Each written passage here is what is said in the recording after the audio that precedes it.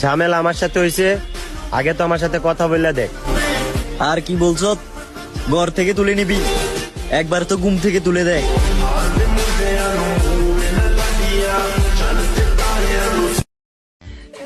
আমি জানি তোকে আমার বাড়ির লোক পছন্দ করে না, কিন্তু সারা জীবন আমি তোর জন্যই লড়াই করে যাব।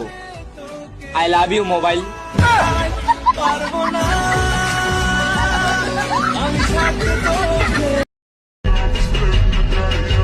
প্রয়োজনে ঘূর্ণিঝড়ের বাতাসে ঘুরব, তবুও কোনো ছলনাময়ী নারীর পিছনে ঘুরব না।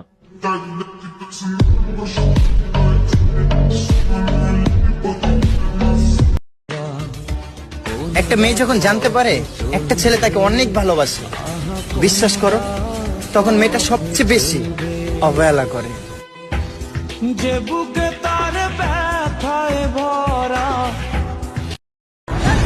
একটা ছেলের কষ্ট বোঝার ক্ষমতা কারোর থাকে না, সেটা হোক তার পরিবার অথবা তার প্রিয় মানুষ।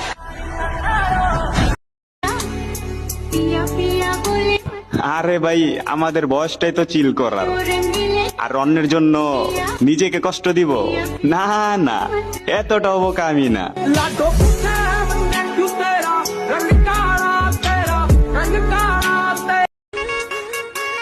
নিজেকে নিজেই ঠিক করে চিনতে পারলাম না, আরেকজন নাকি আমাকে হাড়ে হাড়ে চিনে ফেলেছে। এটা কি মানা যায়? এত কষ্ট দিস না রে জীবন, আমার পাশে থাকার মতো কেউ নেই এখন।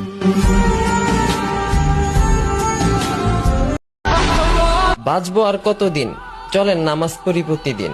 আমাদের প্রিয় নবী হযরত মুহাম্মদ সাল্লাল্লাহু আলাইহি ওয়াসাল্লাম বলেছেন, যে ব্যক্তি নামাজের দাওয়াত অন্য আরেকজনকে দিবে, আমি নিজে জান্নাতে যাব না তাকে না নিয়ে।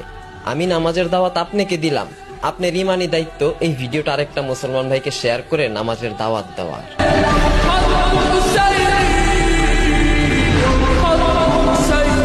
সাবস্ক্রাইব করে দিও, আর ভিডিওটা যদি ভালো লেগে থাকে অবশ্যই শেয়ার করে দিও। খুব কষ্ট করে ভিডিও বানাতে হয় ভাই।